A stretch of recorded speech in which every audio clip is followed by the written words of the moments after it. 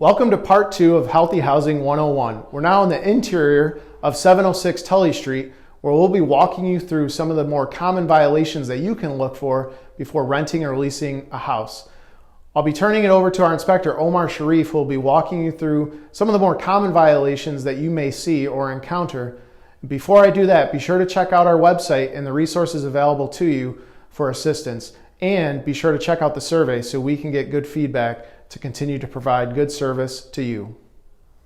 Hello everyone. Thank you for joining us for our Healthy Housing 101 virtual inspection. My name is J. Omar Sharif and I'm an inspector for the City of Syracuse Code Enforcement. I've been with Code Enforcement 13 years as both a housing inspector, as a building inspector also. I love my job. The reason why I most love my job is because I can affect positive change in my community, whether it's citing or focusing on a curb appeal violation, such as trash and debris, overgrowth, or chip paint, or focusing on a life safety issue, such as a sewage backup, no heat, or no smoke detectors. I can change or affect the standard of living for a city resident if I do my job correctly. And that is my reward every day I put on this ID badge. So I thank you for being with me today. I want to show you some things that we look for as far as a standard of living in an apartment or in a structure. And I want you to ask yourself, what do I see and what don't I see in each of these rooms that we go throughout this virtual inspection, okay? With that, we start off in the first room we enter in the apartment. The first room is the living room in this case. We have obvious ceiling damage in some areas of the living room. We also have floor damage or unfinished floor in this area, which would need to be corrected properly. We also have some chip paint on the windowsill. We're going to talk about chip paint very shortly. That's very important. Okay, so as you go through an apartment or go through a dwelling unit, you want to look at the first room you enter and see what you see or what you don't see, okay? So we have our thermostat here. Our thermostat is letting us know if the heat is working properly at 68 degrees or above. We are entering the heating season for this year. So from September 15th to May 31st, the owner or landlord needs to provide heat 68 degrees or above from September 15th to May 31st. So it's time to change those filters and make sure that your heating equipment is working properly to maintain 60 degrees in every habitable room, including the bathroom. Okay? So we want to take a look around as we're walking. We're seeing more chip paint on this door. We want to take care of that properly, okay? So as we move clockwise into the front bedroom, we would call this. What do we see? What don't we see? This vent opening. We don't have a non-combustible cover or a metal cover for this vent opening. So we would need to have that in place to satisfy the code, okay? We have more ceiling damage, as you can see. Ceiling damage here, and there's water stains. So that leads me as an inspector to ask myself, what is going on upstairs that might be contributing to these damaged ceilings on the first floor? It either has to be something upstairs or it has to do with poor drainage coming from the gutters or from the roof itself. But you want to try to discover what the reason is of the damaged ceilings throughout the unit. Of course, you see the broken window, more chip paint around the window sills, and whether you see this or not, there is no window pane right here. So there needs to be a window pane. Even though there's a double pane, if it's here, it needs to be maintained. That's how we look at things at codes. We continue to move around and look, make sure our outlets are all covered and things of that nature. Chip paint on the door, I pointed out. You want to take care of that. As we look in this bedroom, you have a door that's off the hinges that needs to be repaired. We want to take a chance. Like I said, we were going to talk about lead. I want to thank Deputy Mayor Owens and the Common Council for getting the lead ordinance passed. Syracuse community is facing a common enemy, and that common enemy is lead in dwelling units and structures where young children live. And we want to eradicate this common enemy once and for all in this community and in Onondaga County as a whole. So here are some things that you want to look at as far as lead paint itself. When we want to take care or renovate or get rid of flaking or chip paint, we want to do it the correct way. So when you want to do it the correct way, you can no longer dry scrape chip paint, which is exactly what it says, because it will emit lead dust into the room or into the dwelling unit. You have to wet the area with a spray bottle, spray down the flaking paint. It'll make it easier for you to chip off. And then once you clean that up correctly, you can dry the area and paint over it. That is the way to properly take care of chip paint in a dwelling unit or on a structure. See more plywood on the wall that should need to be repaired. You can't just put plywood over a wall or over a surface and expect it to be repaired. Also, carbon monoxide detector, smoke detector. We do not have a carbon monoxide detector. We do not have any working smoke detectors. We have one up here, but it does not have a battery. There needs to be a smoke detector in every bedroom. There also needs to be one in the common area of the unit. So that could be the living room, that could be the interior hallway. It doesn't necessarily have to be in the kitchen, but it does have to be one outside of the bedrooms. There also has to be a carbon monoxide detector on the lowest floor containing a sleeping area. So the sleeping area can be a living room. Amanda's Law was established in 2011, and this young lady was sleeping in the living room and she was affected by carbon monoxide. So the carbon monoxide detector needs to be on the lowest floor containing a sleeping area, and you should go by the manufacturer's installation requirements where you should install it. Okay? And you want to check those periodically. As we continue to move throughout the unit, let's head to the left. So this room, you see windows painted shut. You see a window painted shut throughout the unit. So there's no proper ventilation. As you can see, we have a dead mouse on the floor. So this is where we start to talk about infestations. Now, just to be clear, a rodent infestation is the only infestation that an owner can correct themselves. They can provide bait or traps to the tenant, and they could also check for entry points where those rodents might be getting in. As far as any other infestation, such as roaches, bed bugs, or fleas, the owner would have to hire a New York State licensed exterminator to correct this and provide documentation to our office that it was taken care of in a proper way. Okay? So I'm just giving you the understanding as far as the infestation goes, okay? More plywood on the floor as we leave, so you see that wasn't corrected properly. We've got some wall damage in here.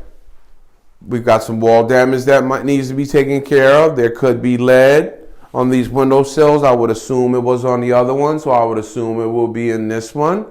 We have to take care of this, get some new sheetrock.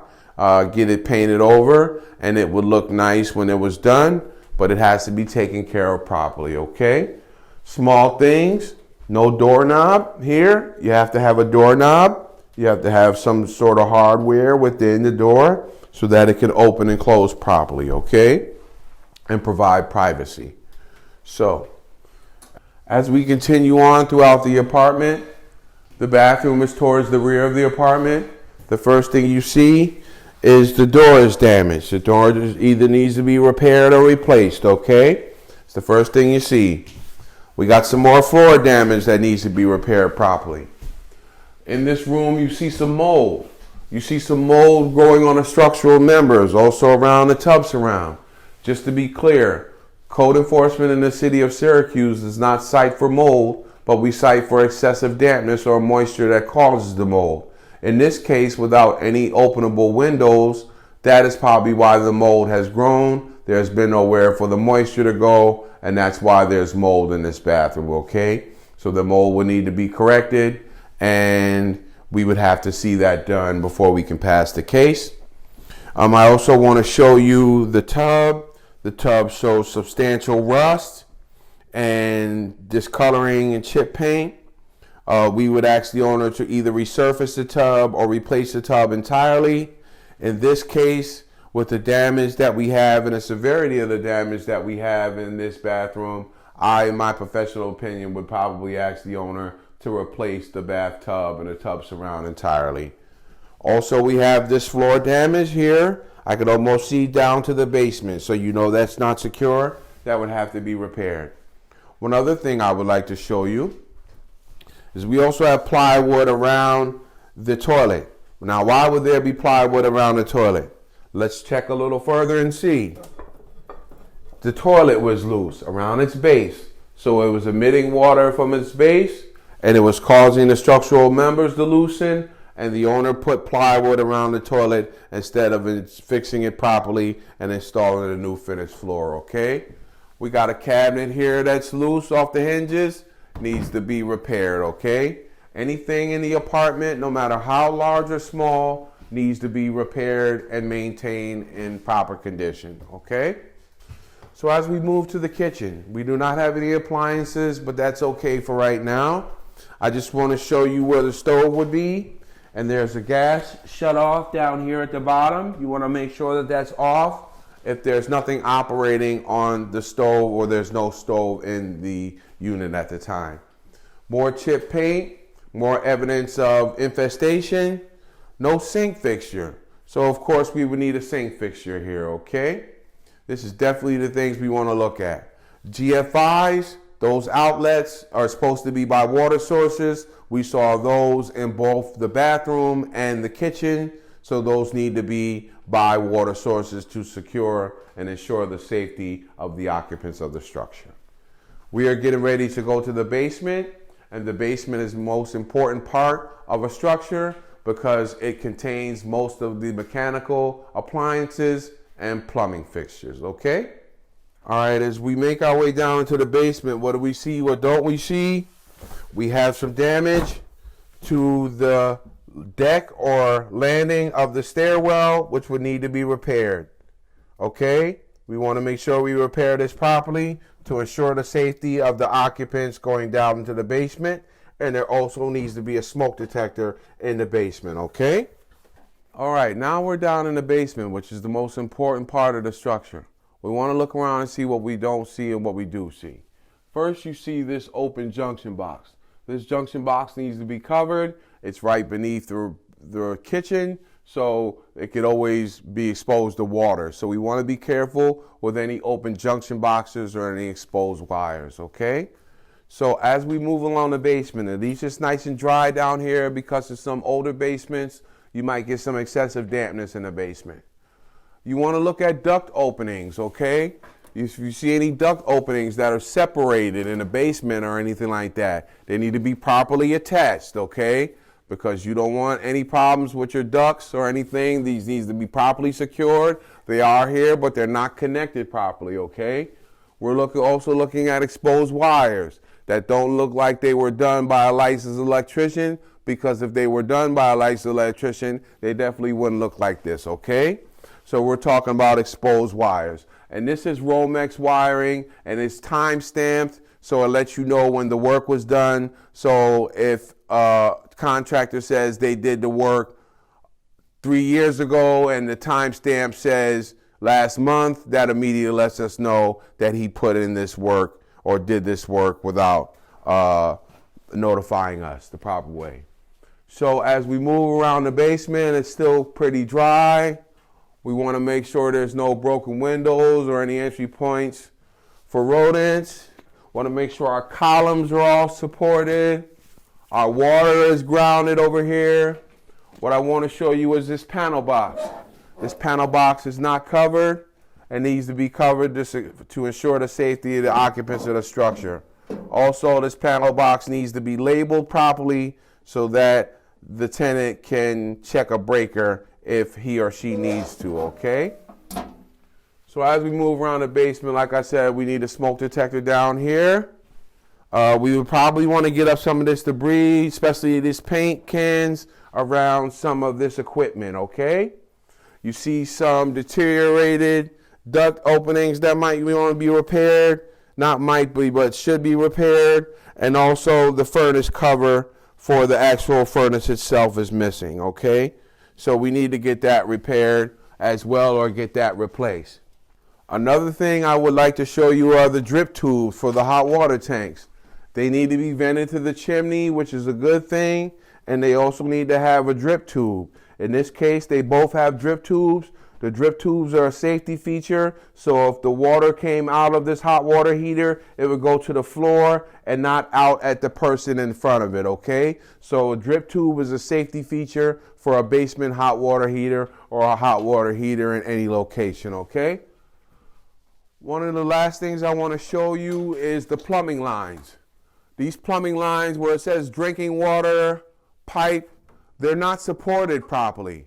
They shouldn't be hanging like this. They should be bracketed about 18 inches apart and supported along the structural members wherever they exist, okay? So that kind of lets me know that someone put these in and didn't know quite what they were doing.